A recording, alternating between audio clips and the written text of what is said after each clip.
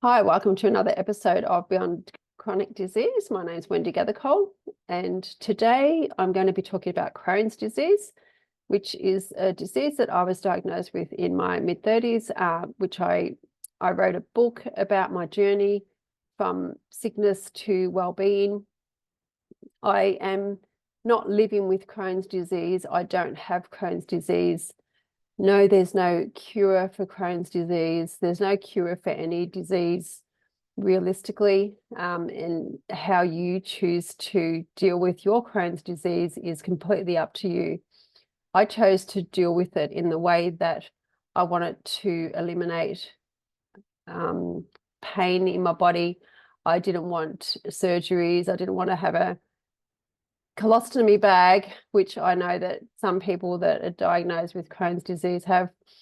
I've had lots of interesting conversations with people over the years about it, and there's always somebody out there that had it worse than me that's in a bad predicament, apparently.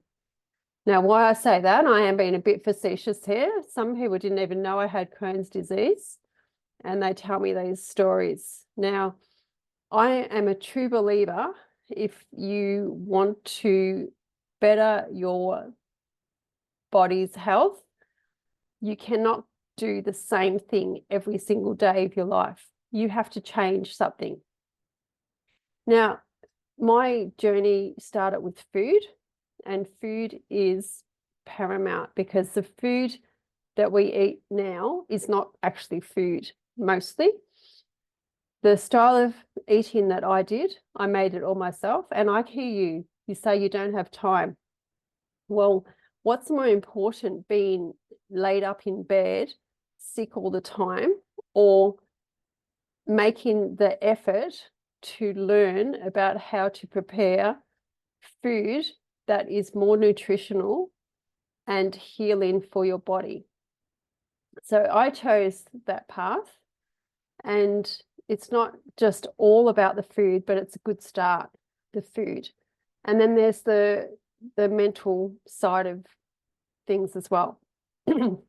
So today, I just want to share some information with Crohn's. Now, I just got off the internet, okay, because my whole point is that doctors don't even know what causes it, for starters. They're dishing out medications for it. There's so many different medications for different reasons out there. My journey with the medications wasn't a good one. It didn't actually help the symptoms as such. Excuse me. And it created more symptoms that I didn't really like. So I ditched the medication. Now, I was in with my doctors, like I was always telling them what I was doing. And so one of my doctors actually said to me that I knew my body very well. So if you've been following me for a while, you know that I'm a big advocate for knowing your body, okay? You really have to know what works for you, because, I've been told, oh, that doesn't work for me, or, that's, might have been a gut problem, but it doesn't work for a brain problem, and, all this stuff. So, okay, so what is working for you? Is doing the same thing day in, day out working for you? Or do you really need to change something? And it's difficult to change. And I always say it's a step-by-step process to change. Like, for instance, with the food, there's no point, and I've said this a million times before, going to your cupboard, in your kitchen, pantry, whatever, and dragging everything out and then filling it with all organic food, because you'll have no idea what to do with it. It will cost you a lot of money, because you'll be throwing half of it out, because it'll go to waste.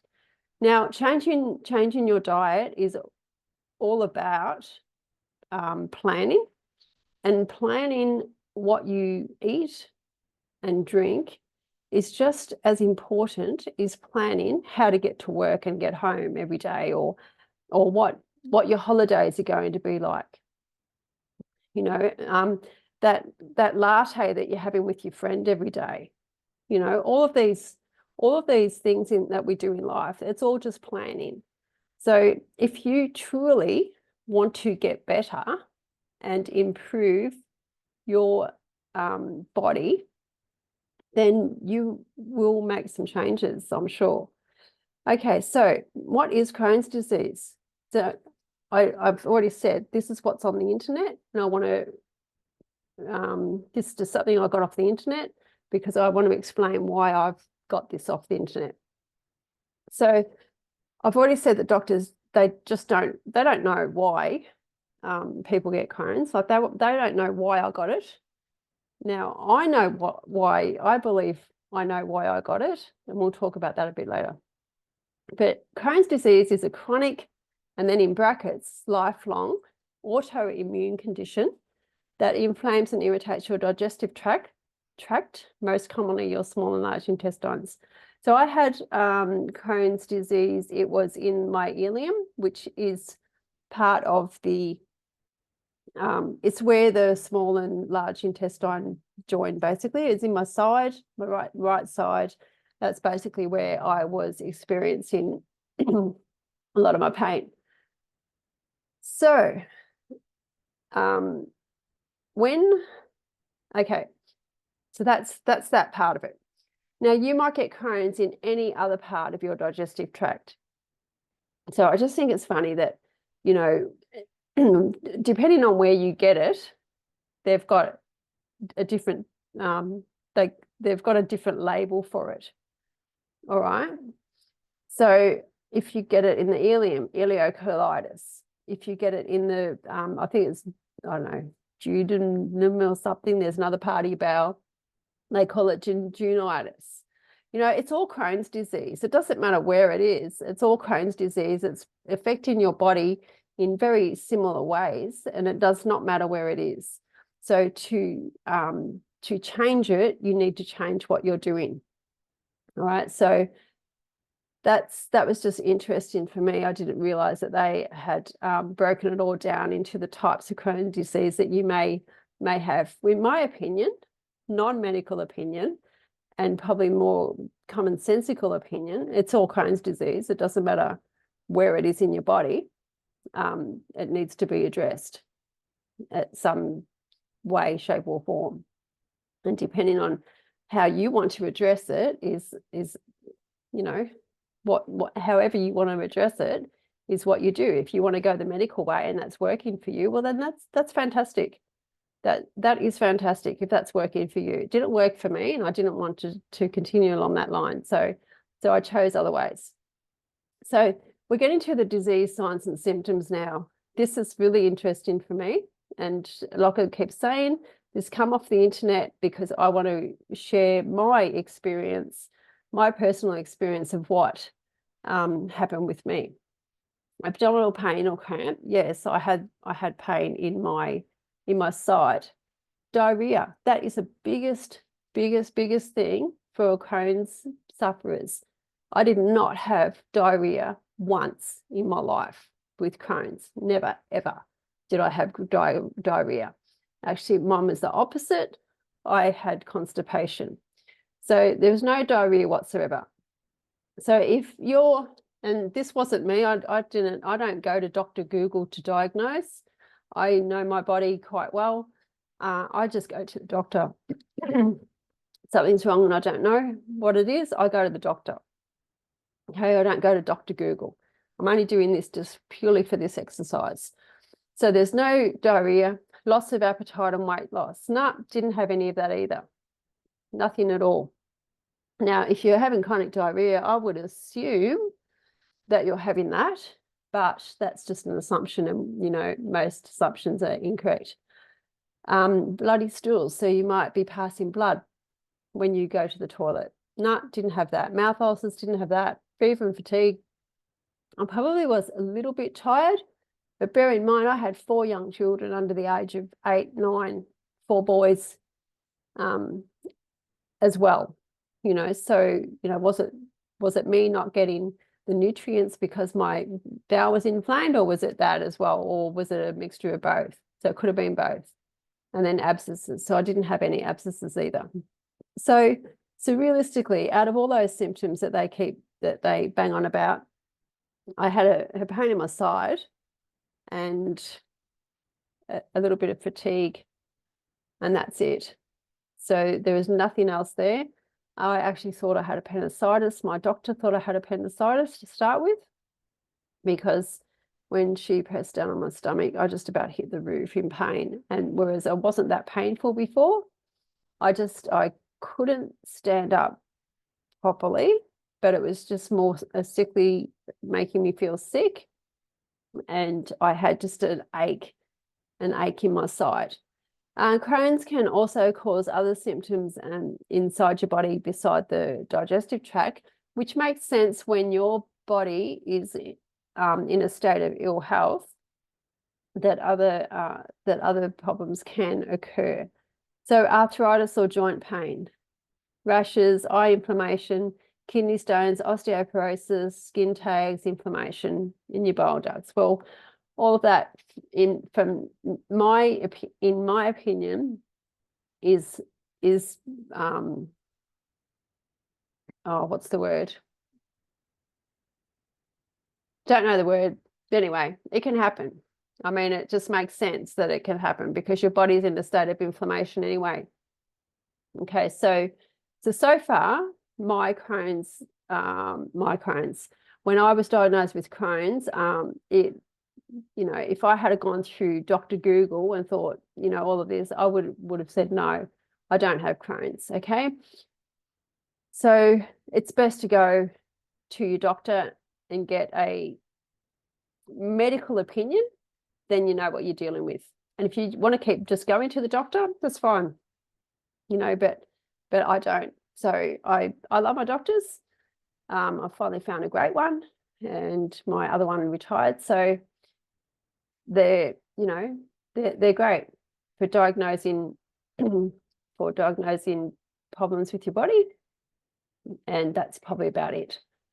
Okay, so what are the risk factors of Crohn's disease? So, the risk factors as in age. You get Crohn's disease at any age, but a large percentage of people are diagnosed in their late teens through to early 30s. Well, I was about mid-30, I guess. I mean, I'm looking back like 20 odd years now, so it's a little bit of time gone by. And so, early 30s, yeah, probably. Genes, inflammatory bowel diseases runs in families in about 20% of Crohn's disease. Well, also, if you know me, I just dismiss genes. Yes, there may be a place for genes, but if you're there's all this research, new scientific, and it's scientific evidence out there now with epigenetics, which is basically it's your environment that has an impact on your genes.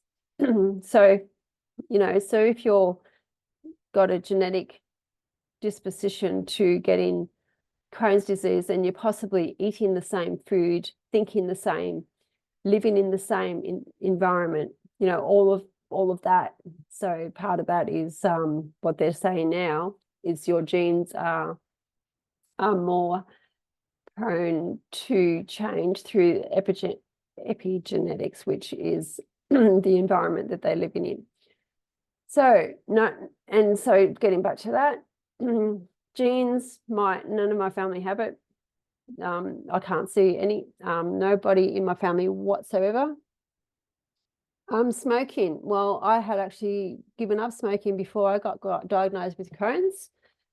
Smoking cigarettes increases your risk of Crohn's disease. So if you're a smoker and you have Crohn's disease and you're on medication and you're getting sicker and you're wondering why, then maybe it's time to give up your smoking. It just depends on whether you really want to get better or not.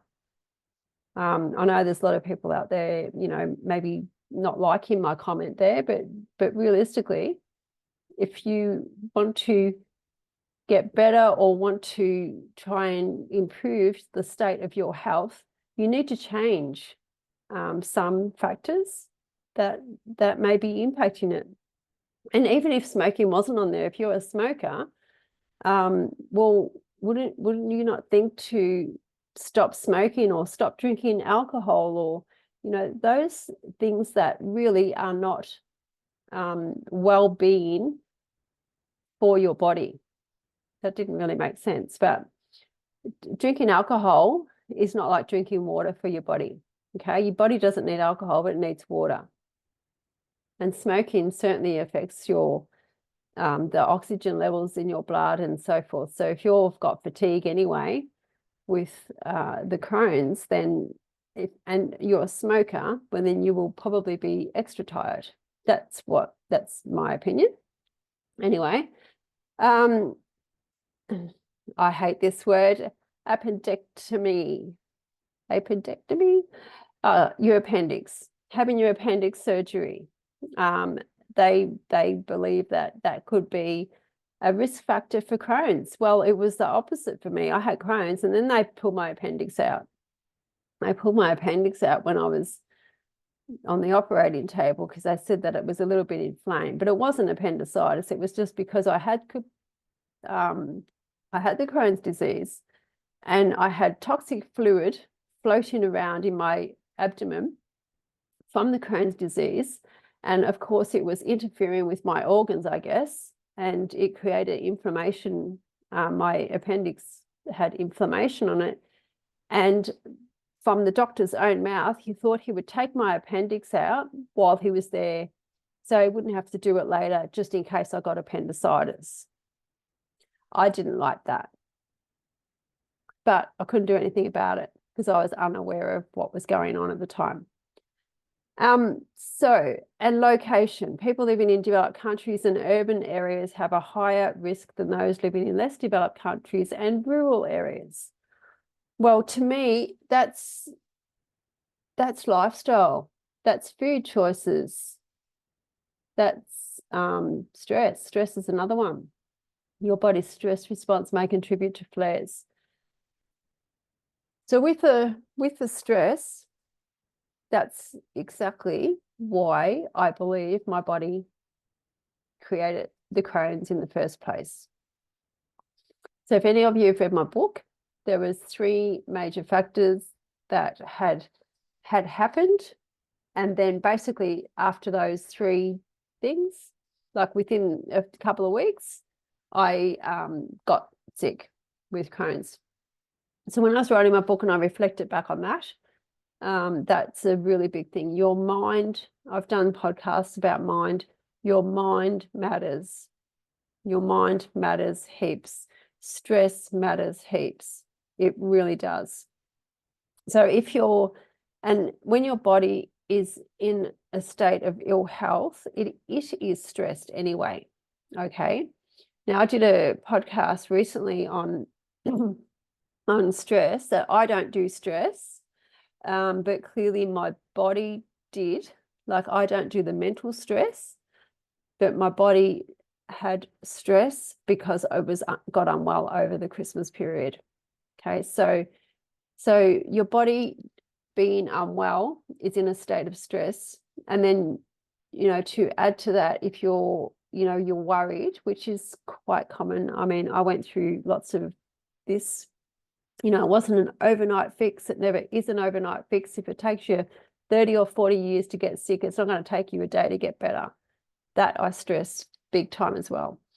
So stress when your body's in a state of ill health, and then of course, you know, you can't function, you know, you may not be able to get out of bed, you may not be able to go to work, you'll have money problems, you can't play with your kids, or you can't do stuff, and then it takes a toll on your mind. And I get that. You know, but what are you going to do about it? Okay, so go to your doctor, talk to your doctor. Okay, if the medication is not helping the symptoms, or if your mental health is declining, then you need to do other stuff. Okay, what other stuff do you need to do? Oh, it depends on what you are doing at the moment. It's what lifestyle you're living, what job you've got, you know, what food you're eating, what drinks you're drinking, how you're thinking, you know, all of those things have a huge impact on how you deal with your disease. So, Crohn, and I'm here if you want assistance, okay? Because I've gone through this before. So just to reiterate, Crohn's disease, I wanted to go through those, symptoms and so forth, because not everybody isn't the same. And I definitely didn't have most of those symptoms when I got diagnosed with Crohn's disease. Don't Dr. Google anything, because that's one thing that I would say not to do ever, because all you're doing is, you Dr. Google something and it could have, oh, that's a symptom of a brain tumor.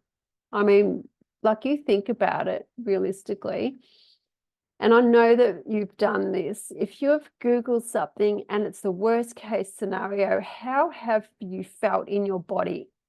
Has your stomach flooded? You've gotten I don't know, hot sweats, cold sweat, whatever. Has your throat all locked up?